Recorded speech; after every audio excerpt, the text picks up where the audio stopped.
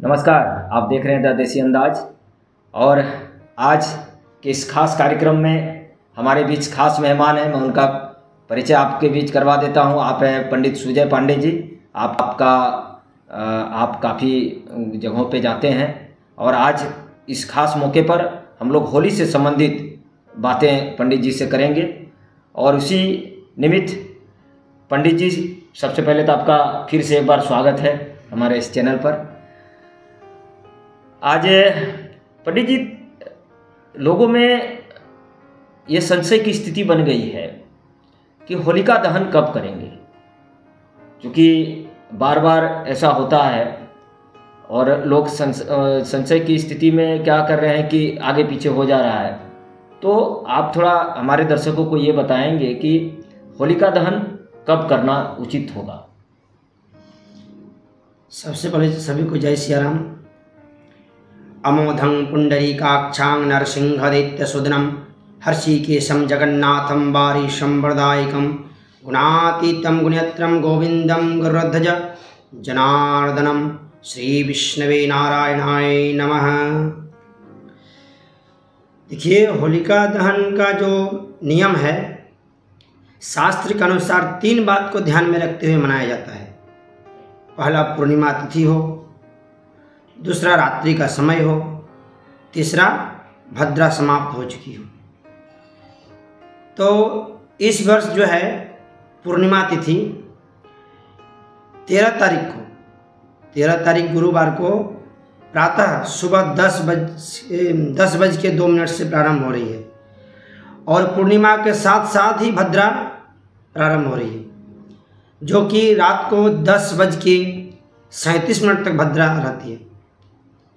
इस कारण से पूर्णिमा तिथि और भद्रा समाप्त होने के बाद होलिका दहन का जो मुहूर्त है वो रात्रि में 10:37 से लेके 1 घंटा 40 मिनट का समय होलिका दहन के लिए शुभ है। वो 13 तारीख को रात्रि में होलिका दहन होगा। चलिए, बहुत अच्छा है। मतलब 13 तारीख को रात में ही 10:37 के बाद होलिका दहन का शुभ मुहूर्त है। उससे पहले भद्रा का प्रकोप रहे। चलिए, और भद्रा में कहा जाता है कि 2 काम नहीं होना। हाँ, एक श्रावणी रक्षाबंधन और ये होलिका दहन। चलिए, तो निश्चित तौर पर आपके कहने से लोगों में एक संशय की जो स्थिति थी वो कितना बजे करना चाहिए, वो निश्चित तौर पर वो अब जरूर इसको समझेंगे। पंडित जी, थोड़ा सा ये भी बताएंगे कि होलिका दहन में मुख्य रूप से उसकी विधि क्या है। होलिका दहन की विधि जो है वो रात्रि के समय लकड़ी वगैरह ले जाके उसमें ढूंढा राक्षसी का नाम से उसका पूजन करके और उसमें होलिका दहन किया जाता है। जो होलिका जो थी राक्षसी, जो हिरण्यकश्यप की जो बहन थी, वो भक्त प्रहलाद को अपने गोद में बैठा के वो होलिका दहन में किए थे। वो ब्रह्मा का वरदान था कि वो जल आग में नहीं जलेगी, लेकिन वो कर्म ही कुछ ऐसा था कि दूसरे का प्रति दूसरा को बुरा समझ के वो अग्निदेव में बैठी, तो अग्निदेवता उनको जला के भस्म कर दी। तो वही ढूंढा राक्षसी का नाम से उनका पूजन होता है और विधिवत होलिका दहन होता है। उसमें गोबर का उपला वगैरह दिया जाता है, घी का आहुति दिया जाता है और मखाना वगैरह भी उसमें ये कर सकते हैं। कोई टोटका वगैरह भी इसमें किया जाता है, तिल वगैरह हुआ, मखाना हुआ, ये टोटका वगैरह करके भी आप अपना घर का ये कर सकते हैं। इस तरह का उसका विधान बताया गया है। चलिए, बहुत अच्छा है पंडित जी। अब थोड़ा सा, चूँकि होलिका दहन हो गया,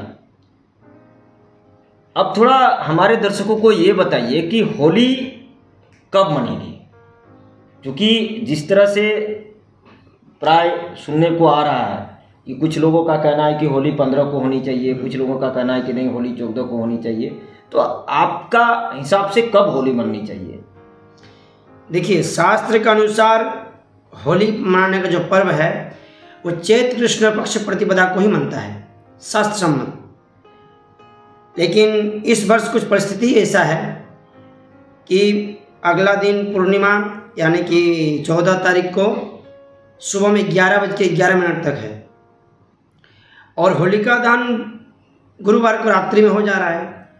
अब हम लोग का इस क्षेत्र में है कि होलिका दहन रात में हुआ, प्रातः काल में होली, ये हम लोग का क्षेत्र में हमेशा से चला रहा है।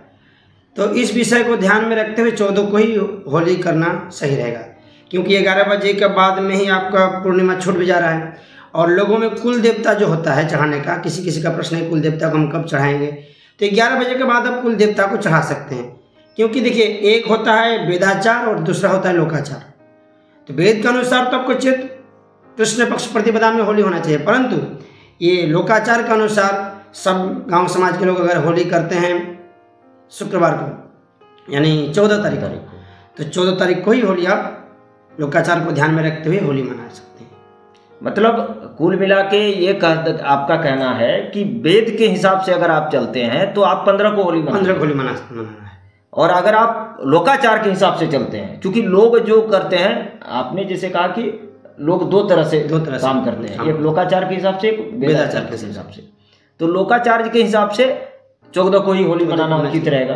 और वेद के हिसाब से अगर चलना है तो फिर 15 को होली आप मनाइए, क्योंकि उदया तिथि हम लोग मानते हैं जी। हाँ, लोगों में होता है कि कुल देवता को जब तक हम चढ़ाए नहीं तब तक हम ना होली खेलेंगे ना हम कुछ पकवान वगैरह खाएंगे। तो इसीलिए चैत्र कृष्ण प्रतिपदा अगर मनाए तो आप 15 को मनाएं, परंतु लोकाचार के दृष्टि से सभी लोग होली मना लेंगे तो फिर हम क्या अकेले होली घर में मनाएं। और होली सामूहिकता का ही पर्व है, इसी कारण सबको साथ में लेकर चलने का ही पर्व है। इसलिए आप लोग 11 बजे के 11 मिनट के बाद में अपना कुल देवी को पूजन भी कर सकते हैं, कुल देवता को पूजन कर सकते हैं, चढ़ा सकते हैं, और 14 को आप होली मना सकते हैं। और एक है कि चंद्र ग्रहण। तो चंद्र ग्रहण का प्रभाव भारत में कुछ नहीं है, क्योंकि वो भारत में अदृश्य है। शास्त्र में कहा गया है कि कोई भी ग्रहण जिस देखा नहीं जाता है उसका कोई छूत नहीं है, कोई उसका मान्यता नहीं है। जी, आपने बहुत अच्छी बातें कही। कुछ चैनलों के माध्यम से, कुछ वीडियो के माध्यम से ये बातें आ रही थी कि चंद्र ग्रहण का प्रभाव भी रहने वाला है, इसलिए 14 को होली नहीं ऐसा कुछ। जबकि आपके हिसाब से वो भारत में है ही नहीं है, भारत के बाहर का है। तो निश्चित तौर पर जब भारत में दृश्य नहीं है तो भारत में उसका प्रभाव नहीं है। तो ये महावीर पंचांग में बताया गया है, और जो काशी का पंचांग है हम लोग का महावीर पंचांग, और एक हम लोग का इधर क्षेत्र में जो नदिया पंचांग जो चलते हैं उसमें भी इसका विवरण दिया गया है कि जो भारत में दृश्य नहीं है उसका कोई मान्यता नहीं है, कोई छूत नहीं है, कोई उसके कोई प्रभाव नहीं पड़ेगा। पंडित जी, काशी में होली कब है? क्योंकि हम लोग तो यहाँ काशी का मत चलता है। काशी मत के अनुसार आपको 14 को होली बताया गया है। अच्छा, 14 को ही है। चलिए, और नदिया के हिसाब से उसमें भी नदिया में तो दोल यात्रा बोला गया है। अच्छा, पूर्णिमा का दिन दोल यात्रा का बोला गया, वो पूर्णिमा के दिन ही लोग करते हैं। अच्छा, चलिए, तो कुल मिला के बस इतना ध्यान में रखना है कि लोकाचार के हिसाब से होली इस वर्ष मनने जा रही है, और लोकाचार कहता है कि 14 को ही होली मनाएं, सबों के साथ मिलकर होली हम लोग मनाएं। बाकी जिसको ग्रंथों के हिसाब से चलना है, जिसको वेद के हिसाब से चलना है, वो 15 को भी होली मनाइए, और होली कभी भी मनाइए, होली है। कुल मिला के हम यही कर सकते हैं। चलिए, लेकिन होली प्रेम से मनाइए, सद्भाव के साथ मनाइए। चलिए, बिल्कुल, और होली ऐसा मनाइए कि रंगों का भेद ही मिट जाए।